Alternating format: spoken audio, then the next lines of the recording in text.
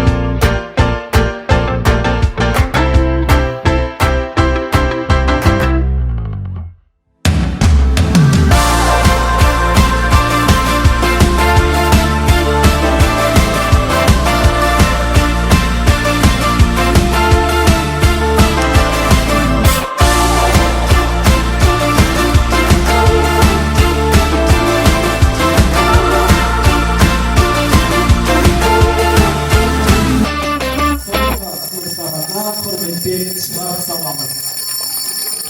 Құрметті мектеп бітіруші